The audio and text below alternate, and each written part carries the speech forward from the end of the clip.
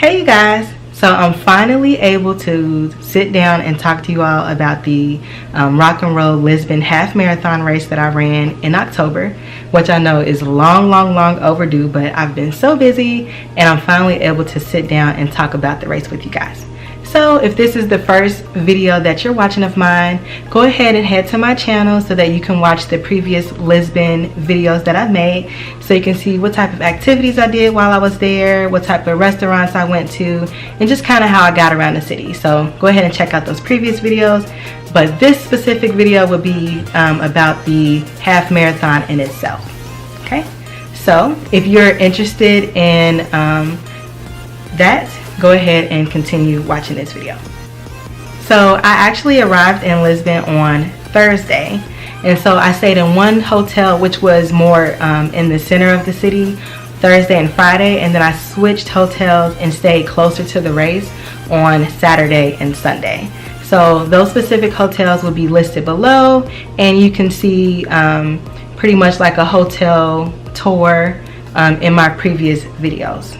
Getting around the city was really easy to get around. I actually took the train everywhere. I didn't have any issues. It was very cost effective, so I highly recommend that if you're there to go ahead and just catch the train instead of trying to catch a cab. When I arrived to the race expo, it was this long line just to get inside the building for the expo. So I probably waited about 45 minutes to an hour just to get inside the race expo. And then the race expo itself was just okay. I didn't see a lot of like items to buy, because usually at race expos there are so many vendors and it's usually packed, and it's just kind of like a party type of atmosphere, where here it seemed very business-like and I didn't see a lot of vendors. So I pretty much just picked up my race bib and my shirt and then just kind of left. So on the morning of the race, I just, like where you catch the shuttle at, it was so close to where I was staying in my hotel that it was basically like the perfect location. So I pretty much just got up that morning, went to the lobby, got like some oatmeal, banana, and a couple boiled eggs, and then I literally walked only 5 minutes to the shuttle area, to where you catch the shuttle to the start of the race. So when I went, it was so like organized. There were uniform lines and the shuttles were just coming like every like 5 minutes. Like it was so like well organized. So I went ahead and got on the shuttle, and it bussed you to the start line, which is actually on this bridge, and it was beautiful. Like it was beautiful. So I highly recommend that if you do this race, that you go ahead and stay at the hotel, which is in the description below, because it literally was so convenient to get to the start of the race. Like I didn't have to wake up super duper early. I could just walk to where the shuttle was, and it literally was a 5-minute walk. So the actual race in itself, it started on it started on the bridge, right? The Vasco da Gama bridge. I know I'm not saying it right, but it started on the bridge, and it was absolutely beautiful. Like I thought it was so pretty, but it was like you're starting a race and you're going uphill because you're running up a bridge. And I would say that was about maybe like it was at least a mile. So like maybe a mile and a half of just like kind of running on this incline. And when we got off, they had a water station there. Okay, so they had a water station there, but I had only been running like maybe a mile and a half. So I thought, oh, I don't really need no water, right? Because I haven't really been running that long. And then it heated up. Like it got so hot that I was searching for the next water station, and they didn't have them that often. Like it wasn't that frequently. So by the time I got to the next water station, I believe I was maybe 12 kilometers in, something like that. And y'all not gonna believe what happened. Like I'm just gonna have to show you, because me telling you is not gonna have the dramatic effect that I wanted to have, because this was some BS, right? So I don't know if y'all can see that, but they just ran out of water. We're at like, I don't know how many miles, but 12 kilometers. And this is supposed to be a water station, and there's no water. So the race ran out of water, and I was so thirsty, and everyone is just walking around pissed because like we can't run because it's so hot outside and we don't have any water, that if we try to push ourselves to keep jogging, that you're kind of like putting yourself into like passing out, okay? And some people did pass out during this race, okay? So I went ahead and just like took it easy, and then when I got to the next water station, I don't remember how many kilometers it was, maybe like, I'm not even gonna guess. So I would say I'll probably like jog like maybe like another 2 or 3 miles, and then there was a water station, and literally that water station had run out of water too. But then as I was like walking past it, this van pulls up and opens, I kid you not y'all, this van pulls up, opens the door, and there's like cases of water. So everyone is just rushing this van because we're all super thirsty and we're on the brink of like dehydration. So that part was very interesting, to say the least. But I would say though that this course is probably the hardest race that I have ever ran, like today, okay? So I didn't take into account first of all, running up that bridge. I didn't take into account that it started on the incline, and then all the cobblestone throughout the streets made it really difficult. Like it just exerted so much energy from you to be running on this cobblestone. And then like towards the end of the race, it's like the last 3 miles of the race, okay? And 1.5 miles of it is up this very steep cobblestone street, okay? And so at this point I thought that I was gonna have to quit.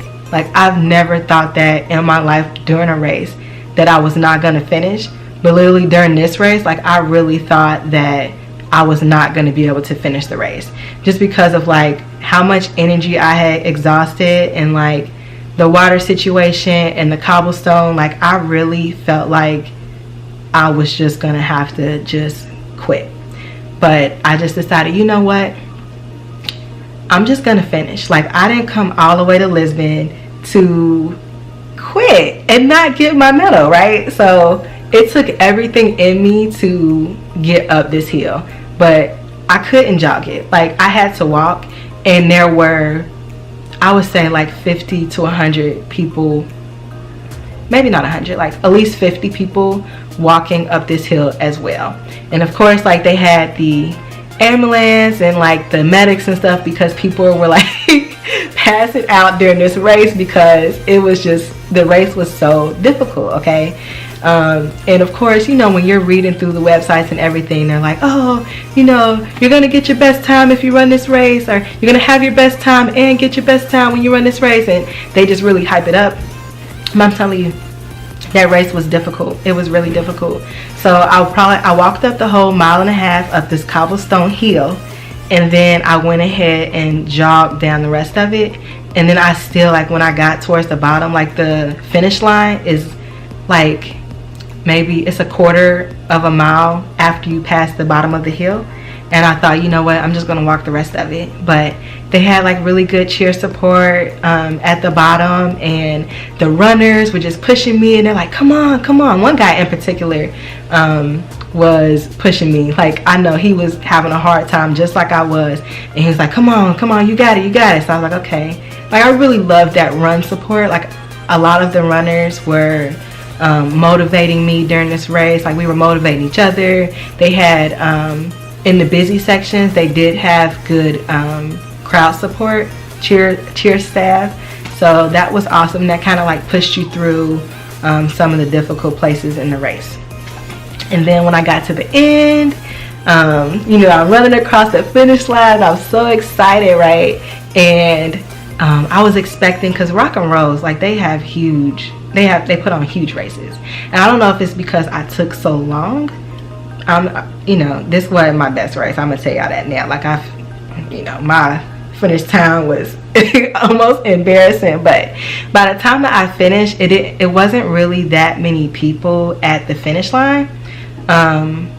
So it was just kind of like, I was excited to finish. Like, I was so emotional to finish because this was my first half marathon that I ran in Europe. So I was super emotional about that. I was super proud that I finished and that I didn't quit. But there wasn't a huge end of race party like I was expecting. And so I think at the finish line they gave me like some chocolate milk, and I think that was like it. Like maybe a banana, but it wasn't like an extensive, you know, snack section at the end. So that was kind of disappointing, but yeah, whatever. Like, it wasn't a deal breaker, right? And then what everyone is waiting for is my medal. So this is the medal that I got for running the race. It's pretty cool. Let's see if it'll focus.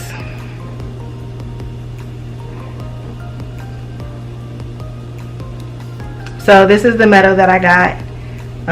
They have like a little section on the back to where you can engrave it, but I didn't do that. So it was nice. It's a picture of the Vasco da Gama Bridge, which is where we started at.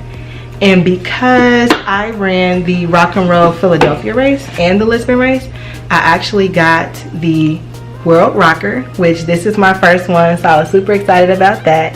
Because this medal, let me show y'all this medal. Like, I absolutely love this one.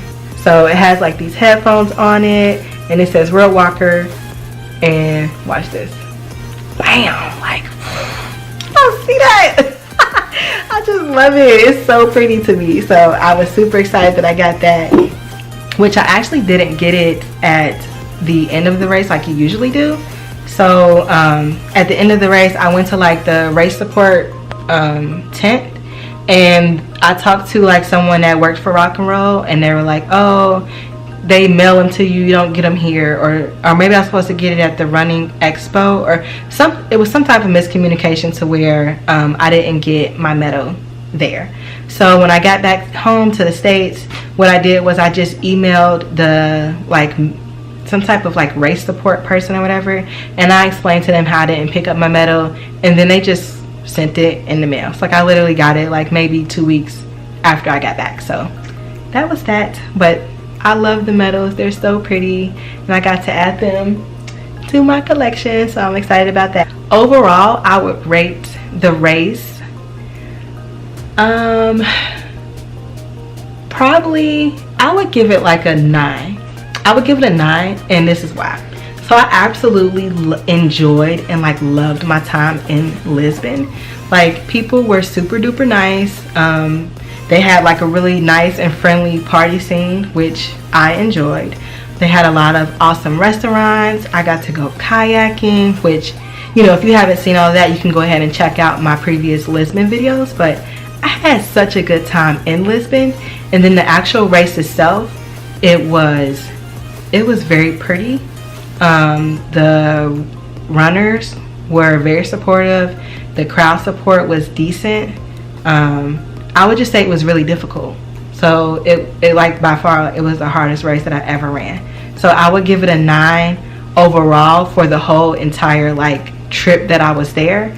But the actual race itself, if I just rated it independently, I would give the race about a 7. Alright, so if you found this video helpful, please make sure to subscribe and thumbs up the video, and make sure that you turn on the notifications so that you can be notified for when I make additional videos. So please stay tuned. Thank you so much for tuning in and watching my video. If you're interested in seeing additional race reviews or travel videos, just let me know. Alright, thanks. Bye.